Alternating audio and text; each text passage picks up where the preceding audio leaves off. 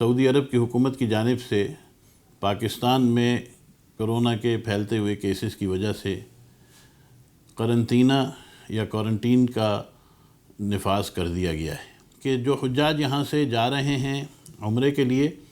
تو ان کے احرام کا کیا مسئلہ ہے۔ یہ PCR ٹیسٹ آپ کا جو کورونا کا ٹیسٹ ہوتا ہے یہ 2 مرتبہ وہاں پہ ٹیسٹ کیا جائے گا۔ پیکج جو ہے اس وقت وہ زیادہ سے زیادہ 28 دن کے دستیاب تھے۔ جب آپ وہاں پہنچتے ہیں تو جو شرکہ اور جو کمپنی ہے وہ آپ کو ایک بریسلیٹ دے دیتی ہے جو کہ عموماً پہلے حج کے لیے دیا جاتا تھا لیکن اب وہ عمرے کے لیے بھی لازم ہو گیا ہے۔ جب آپ عمرہ کر کے واپس آئیں گے تو واپس آنے کے بعد آپ کا وہ عمرے کا پرمٹ ختم ہو جائے گا۔ اگر آپ روزانہ عمرہ کرنا چاہتے ہیں، اگر آپ صبح شام عمرہ کرنا چاہتے ہیں، اس میں کوئی پابندی نہیں ہے۔ شرط صرف اتنی ہے کہ بار بار آپ کو وہاں پہ اجازت نامہ حاصل کرنا ہوگا۔ السلام علیکم ورحمۃ اللہ وبرکاتہ۔ بسم اللہ الرحمن الرحیم، نحمدہ ونصلی علی رسولہ الکریم۔ سید فہیم الحسن تھانوی پاک الحنین کی جانب سے ایک مرتبہ پھر آپ کی خدمت میں حاضر ہے۔ الحمدللہ گزشتہ 2 مہینوں سے عمرے کے سفر کا آغاز ہو چکا ہے۔ صورتحال یہ ہے کہ اس وقت چند دن پہلے سعودی عرب کی حکومت کی جانب سے پاکستان میں کرونا کے پھیلتے ہوئے کیسز کی وجہ سے قرنطینہ یا کوارنٹین کا نفاذ کر دیا گیا ہے جو کہ کم سے کم 5 دن ہے۔ یہاں سے جانے والے تمام عمرہ پیسنجر، وہ تمام معتمرین کے جو یہاں سے جائیں گے ان کے لیے لازم ہوگا کہ وہ جدہ میں 5 دن قرنطینہ یعنی کوارنٹین کریں۔ جو پیکج اس وقت آفر کیا جا رہا ہے اس کے اندر قرنطینہ کی رقم اور اس کے اوپر جو اخراجات ہیں وہ شامل ہیں۔ جو حجاج یہاں سے جائیں گے عمرے کے لیے وہ جدہ میں 5 دن ہوٹل میں قیام کریں گے اور 5 دن ہوٹل میں قیام کرنے کے بعد ان کو حرم میں جانے کی اجازت ہوگی اور ان کو مکہ مکرمہ لے جایا جائے گا۔ ہوٹل میں قیام کے دوران وہ کھانا 3 وقت کا ان کو دیا جائے گا جو ان کے پیکج میں شامل ہوگا اور وہ ان کو کمرے میں ہی فراہم کیا جائے گا۔ کھانے کے لیے ان کو باہر جانے کی اجازت نہیں ہوگی۔ دوسری بات یہ کہ ہوٹل سے باہر نکلنے کی بھی اجازت نہیں ہوگی اور چونکہ قرنطینے میں آپ کو پتہ ہے کہ انسان کو تنہا رہنا ہوتا ہے تو جو فیملیز یہاں سے جاتی ہیں عموماً ان کو ایک ہی کمرے میں یا 2 کمروں میں ان کو 7 کمروں میں ان کو قرنطینہ کر دیا جاتا ہے۔ دوسرا مسئلہ احرام کا ہے کہ جو حجاج یہاں سے جا رہے ہیں عمرے کے لیے تو ان کے احرام کا کیا مسئلہ ہے۔ سب سے بہتر تو یہی ہے کہ جو حجاج ہمت کر سکتے ہیں،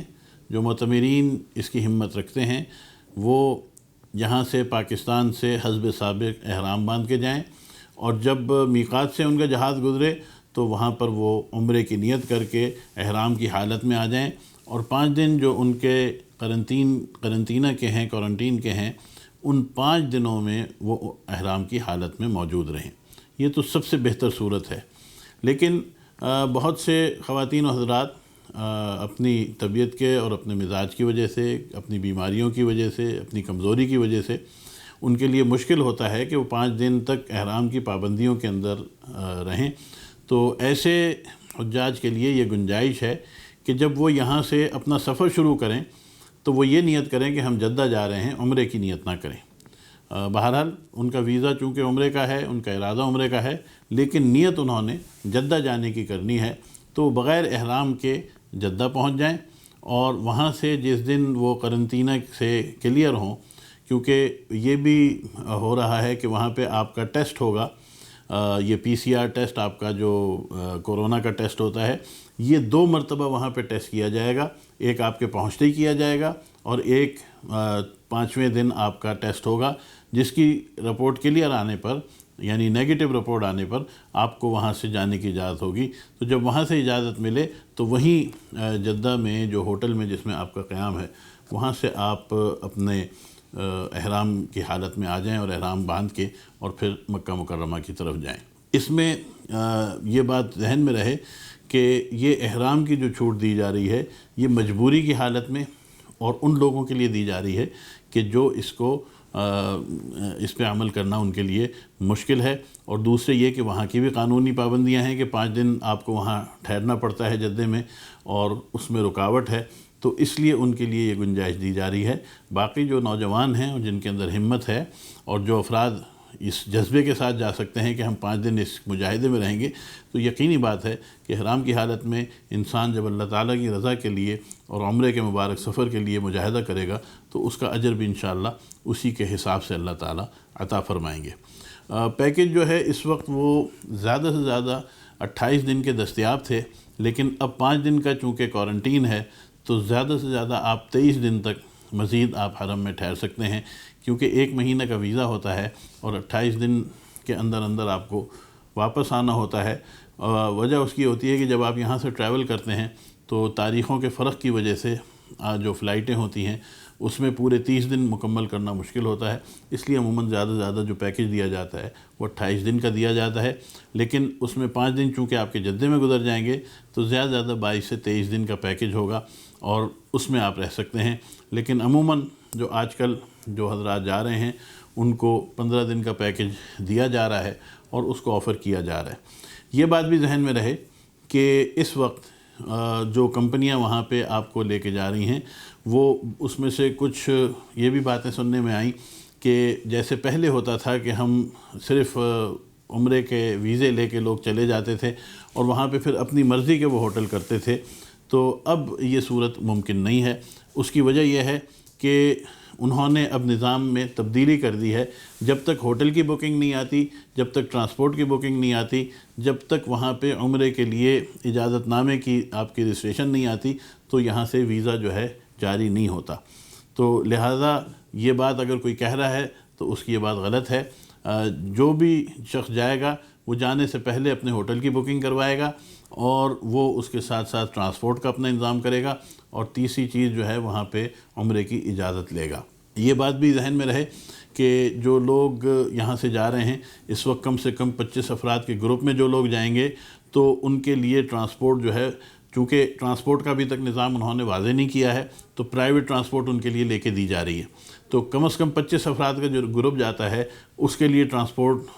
سستی اور مناسب قیمت میں مل جاتی ہے۔ لیکن اگر کوئی شخص انفرادی طور پہ جاتا ہے، 2 حضرات جاتے ہیں یا 4 حضرات جائیں گے یا 6 حضرات جائیں گے، وہ ان کا اپنا ایک گروپ بنتا ہے، کوئی فیملی ہے اس کا ایک گروپ بنتا ہے، تو پھر اسی حساب سے ان کو اپنی ٹرانسپورٹ پرائیویٹ لینی پڑے گی، یعنی کوئی اگر اپنی کار لیتا ہے تو اس کے پیسے یقینی بات ہے کہ زیادہ ہوں گے، اسی طرح کوئی اگر 7 سیٹر یا 12 سیٹر گاڑی لیتا ہے تو اس کے پیسے اس حساب سے زیادہ ہوں گے۔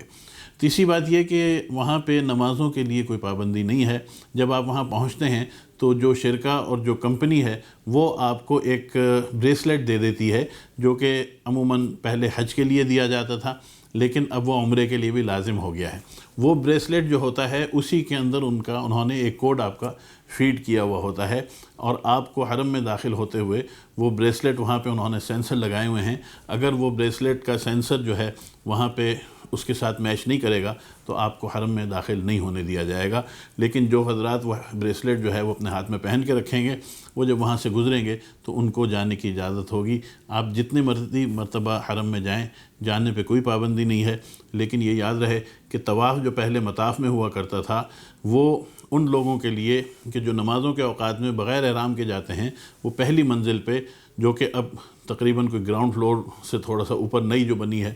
تو اس کے اوپر وہ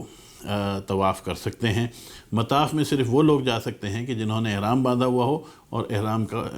عمرے کا ان کے پاس پرمٹ موجود ہو۔ تو پہلی چیز یہ واضح ہو گئی کہ ہمیں حرم میں جانے کی مکہ مکرمہ میں کسی قسم کی الحمدللہ کوئی پابندی نہیں ہے، جتنی نمازوں میں جائیں، جتنا دیر وہاں ٹھہرنا چاہیں اس پہ کوئی پابندی نہیں ہے۔ عمرے کی صورتحال یہ ہے کہ جب آپ کو عمرہ کرنا ہوگا تو جو کمپنی آپ کو یہاں سے جس نے ویزا دیا ہے، مثال کے طور پہ اگر آپ پاک الحنین سے عمرے کا سلسلہ کرتے ہیں تو یا تو آپ پاک الحنین والوں کے جو نمائندہ وہاں موجود ہے اس سے رابطہ کریں گے، اور یا پھر وہ جو کمپنی جس کے ذریعے یعنی جو شرکا کہلاتا ہے وہاں پہ جو عمرے کا آپ کے سارا نظم کر رہا ہوتا ہے، تو آپ اس کے کسی نمائندے سے رابطہ کریں گے اور اس سے کہیں گے کہ مجھے فلاں وقت عمرہ کرنا ہے۔ تو وہ اس وقت کا پھر آپ کو ایک پرمٹ لے کے دے گا جو آپ کے موبائل کے اندر آ جائے گا، اور اس کے ساتھ ساتھ وہ آپ کے بریسلیٹ کے اندر خود بخود فیڈ بھی ہو جائے گا۔ جب آپ وہاں پہنچیں گے تو وہ آپ کا موبائل چیک کر کے اور آپ کے بریسلیٹ کو دیکھتے ہوئے وہ آپ کو اندر جانے کی اجازت دے دیں گے۔ جب آپ عمرہ کر کے واپس آئیں گے تو واپس آنے کے بعد آپ کا وہ عمرے کا پرمٹ ختم ہو جائے گا۔ ایک دفعہ جب آپ گیٹ سے باہر آ گئے، حرم کے گیٹ سے باہر آ گئے، تو اس کے بعد پھر آپ کو دوبارہ اس عمرے کے پرمٹ کے اوپر دوبارہ حاضری کی اجازت نہیں ہوگی، الا یہ کہ آپ دوبارہ رابطہ کریں، دوبارہ پرمٹ لیں اور دوبارہ آپ عمرے کے لیے چلے جائیں۔ اگر آپ روزانہ عمرہ کرنا چاہتے ہیں، اگر آپ صبح شام عمرہ کرنا چاہتے ہیں، اس میں کوئی پابندی نہیں ہے، شرط صرف اتنی ہے کہ آپ بار بار آپ کو وہاں پہ اجازت نامہ حاصل کرنا ہوگا۔ یہ تو مکہ مکرمہ کی صورتحال ہے۔ مدینہ منورہ میں الحمدللہ انہوں نے مسجد کو کھول دیا ہے، جیسے حسب سابق مسجد کھلی رہتی تھی، اور مسجد کے اندر جانے پہ کوئی پابندی نہیں ہے۔ خواتین کے علاقے الگ ہیں، مردوں کے حصہ الگ ہے، اور وہاں پہ خواتین اور مرد اپنے اپنے اوقات میں جا کے نمازیں بھی ادا کر سکتے ہیں، اور اسی طرح معاج شریف کے لیے مختلف اوقات میں کھلتے ہیں۔ یہ اوقات مختلف دنوں میں تبدیل ہوتے رہتے ہیں، لہٰذا اس کے لیے کوئی یقینی بات بتانا مشکل ہوتا ہے، لیکن یہ کہ بہرحال وہاں پہ بھی معاج شریف پہ جب جائیں، جتنی دفعہ جائیں، جب بھی اجازت ہو، اللہ تعالیٰ توفیق دے، رسول کریم صلی اللہ علیہ وسلم پہ صلاۃ و سلام پیش کریں۔ یہ ساری وہ چیزیں تھیں کہ جو میں نے آپ کے سامنے رکھ دی ہیں۔ اللہ تعالیٰ ہم سب کو بار بار زیارت حرمین الشریفین نصیب فرمائے۔ وآخر دعوانا الحمدللہ رب العالمین۔ السلام علیکم ورحمۃ اللہ وبرکاتہ۔